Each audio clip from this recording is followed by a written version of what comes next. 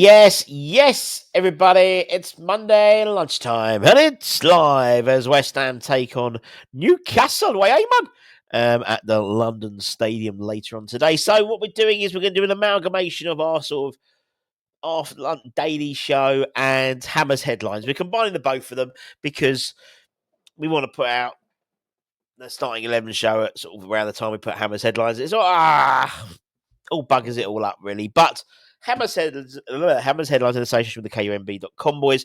We've got lots to cover. It's going to be a bumper edition of the of Hammer's headlines. We've got some transfer news. We've got some windy pops. We've got some youth team results, and also we've got talks about our summer plans already, which have come to fruition, and they've been confirmed earlier on in the weekend. But plenty to talk about. Also, don't forget we did put some stuff out the weekend. We put out a great piece with Ross Trudell from Cultaholic, a Newcastle fan, talking about the game later on today. And also, we did our Why series. Why do West Ham playing Claret and Blue? And what was fascinating was loads of people being engaged with it and giving us their stories of how they thought West Ham wore Claret and Blue. You know, so it's not just about wasn't just about the Aston Villa race in the fair in Birmingham. There was some others about the colours being the colours of the royal colours and things like that. So really interesting, you know, and no one genuinely knows the right answer. Everyone thinks they know the right, but there's no definitive proof that it was this or that. But absolutely brilliant, and we'll have plenty more. So if you have a something you want to talk about, you want us to talk about, let us know. Drop us a DM, get in my DMs, or drop us an email at westhamnetwork@gmail.com. So let's crack on. Let's talk transfer news, shall we? And I thought I'd hold. Oh, well, I've disappeared. There I am. I thought I'd hold off to talk about Sunderland stuff to today because obviously we're playing Newcastle, and obviously Sunderland, big rivals of the Magpies, but West Ham have been monitoring a couple of Sunderland players ahead of the summer transfer window. We are led to be believed that part of the policy is looking at maybe Championship players. Obviously, we signed Crescencio Somerville. Unfortunately, he's injured at the moment. He'll be welcome back, I think, after the international break. He's already kind of on the grass, so to speak, to coin a David Moyes term. But West Ham have been monitoring particularly Championship players, and two of them are both from Sunderland. This guy here, Dennis Krikin, he's been in great form for Sunderland this year. He's got 5 goals / assists, 5 goal involvements from left back, and according to reports from Sunderland News late last week, he's a player that West Ham have been keeping an eye on. He's they quoted that his ability to contribute at both ends of the pitch has seen him thrive in the Championship, and he has earned a lot of interest from several Premier League clubs. Given his form, and he's just 22, he's unlikely to come cheap, though Sunderland may be forced to cash in if a fee is less than desired. Bloody flying here. If they fail in their attempt to get promoted. Basically, they currently sit fourth in the Championship, with it looking as though it'll be playoffs or bust for Lebris' side. And you got to think maybe with, look, Aaron Cresswell coming to the end of his sort of usefulness, so to speak. There's a lot of comparisons between him and Dennis, both sort of natural left backs, tendency to go forward.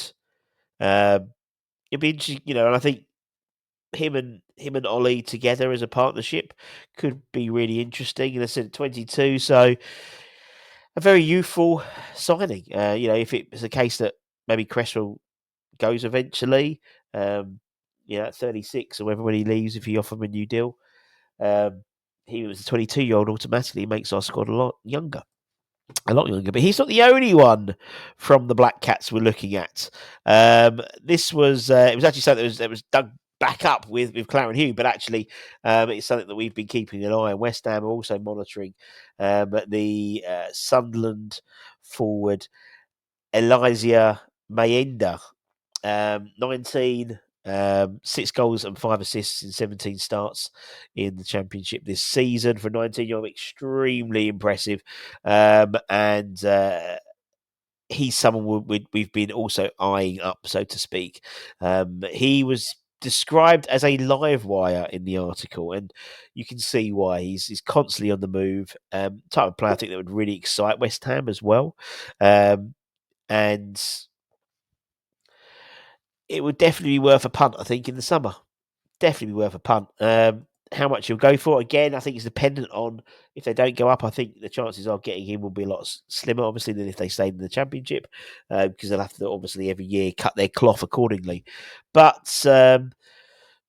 Mahinda is you got to think someone looking at maybe someone like Antonio, a success to him, slightly different player. Mahinda is very clinical, in front of goal, but there's a lot of physical attributes which are very similar to Mikel Antonio. But we've been linked with more, not more Sunderland players, but we were linked over the weekend with a move for former Everton player MOISE KEAN. He's been in absolutely banging form this season in Serie A. According to Tutto Mercato Web, West Ham are plotting a move to bring MOISE KEAN back to the Premier League. The 25-year-old has over a £43 million release clause inserted into his contract from Fiorentina. We actually tried to get him in the summer, but he joined Fiorentina from Juventus in the end. But he's been in brilliant form for our former Europa Conference League final opponents, with 19 goals and 3 assists in 32 games. That's better than 1 in 2 in terms of match goal involvements in all competitions. We know he struggled in the Premier League. And I think at Everton, he bagged 4 goals in 40 odd games or something during his time there. But it shows that we're not, we've spoken about some Championship players. We've spoken about players in Serie A. We are scouring the world for our potential players to come in. I think £44 million seems a lot, or £43 million, 43.6, I think it is, when you convert it. It's a lot of money. It's a lot of money. And, if we're meant to be believed to be skint, are we really going to be spending that on him? I don't think so, in all honesty. Not going to happen. I can't see it happening. But you never know. We don't know what Carl McCauley and Max Kahn are going to be putting together in terms of dossiers, in terms of moves for players that, the stats don't lie. The stats don't lie for Moyes. He, as I said, better than 1 in 2 goal involvements this season. You can't bet, in Serie A, it's no mean feat. Although saying that, don't forget Schumacher did come into West Ham with 16, I think, goals in Serie A the season before, albeit the way he was integrated into West Ham was awful in my eyes. But could it be a case of born in the USA? It's not, no, it's more, we're the kids in America. Whoa. We're going back to the States, my friends. We're going back to the US of A for our summer pre-season. You remember last year we went there, didn't we? And it pissed down, didn't it, during the Wolves game? Ominous when it sort of delayed by about 4 or 5 hours, didn't it? But West Ham have finally, although it was rumoured that we were going to be part of the summer series, and there was a decision not to announce our participation until our Premier League status is confirmed. It's still not 100% mathematically confirmed. But West Ham are, according to the website, thrilled to be heading back to the US of A for the Premier League Summer Series 2025. We'll be joining Bournemouth, Man United, and a David Moyes Everton. A David Moyes who never used to like going on away trips in sort of long, for pre-season. It was always in Scotland, wasn't it? Didn't like going too far out, but it's all changed now, isn't it? We've got a 4-team pre-season tournament, double headers to be played at the MetLife Centre in New Jersey. It's an amazing stadium. I've been there a few times. Soldier Field at Chicago. Again, I've been there before. And also the Mercedes-Benz Stadium in Atlanta, which is chef's kiss. We play Man United on July the 26th at the MetLife Centre. Chicago game is on the 30th of July. And the Atlanta game is on the 2nd of August. So, fantastic for our US Hammers. I know we've got a lot of you watching. Great opportunity to meet the players. And as with pre-season, you do get a bit more up front with them. You get a bit closer to them than maybe you would have done if you came to see them at a Premier League game. So, and no doubt the club will be having like Colton Cole will be out there, and Anton Ferdinand and whatnot as well. So, not only will it be the players, the current players, but I imagine there'll be a whole host of ex-players out there as well. So it's great news. It's great news for the American Hammers. Definitely, definitely, definitely, definitely.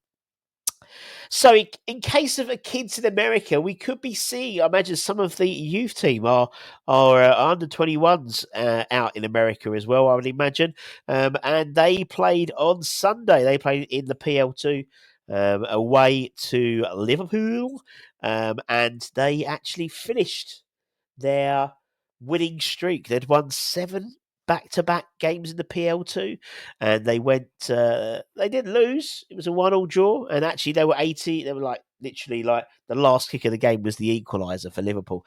A very strange game, in all honesty. 2 own goals, really, and Lewis Orford in the 90 like third minute, wherever it was, an own goal for him got the equaliser for Liverpool. There was a red card as well. Amike Diele was dismissed in the 3rd minute stoppage time for a second bookable. Did he get sent off recently as well? He got sent off the 18s as well, if I remember correctly.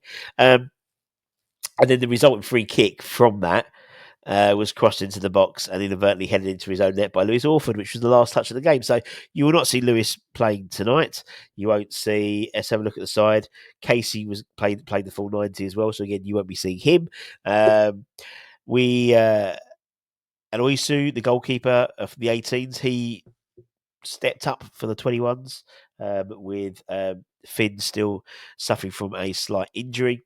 Julie Robinson played, Dan Briggs played, Akpata played, Fearon came on the 67th minute for him as again. Josh Ajala came on, Sean Moore. So it was back to the usual, for the boys as well, which was all the better when you look at the fact that a number of the players. I think did Fearon. Let me go and check. I've got a feeling that Fearon played for the under-18s on the Saturday. Let me just check. That's fair play if he ended up doing the both. Let me go under-18s match centre. Oh, hasn't got it on there. They lost 3-1, the under-18s did. Obviously coming off the back of that fantastic victory to secure the Premier League Cup final spot against Reading. So fantastic achievement for them. Let me just check. Did Fearon play for that as well? No, he didn't. No, he didn't play. Okay, fair enough. He got called up for the 18s. The under-18s, very, very, very young squad they had. Josh Landon scored once again. That's his 4th goal since joining. Tell you what, he's absolutely doing the right things, banging them in, his old Josh. But then they've got the under-21s are playing on Friday. They're playing at home on Friday at Rush Green. So if you are free, West Ham obviously playing Everton away. Get yourself down there. It will be £5 for adults. It's usually like £1 for kids, and free season tickets. Not free season tickets, but free if you do have a first team season ticket. So we'll be home against Leicester City at the Rush Green Stadium, 7 p.m. kickoff. I think we've got two. I think the under-21s have got 2 home games. There's one in the 14th, and then I think they've got one when everyone's back from the international break in April. And then we decide all the playoffs. Yeah, we've pretty much secured our playoff spot now for the under-21s knockout sort of section of the season now. But we want a good draw for that. But that's it. Bumper edition of Hammers Headlines. Don't forget to check out LisaMomobrand.com, Bosch, for latest news, reviews, and opinions.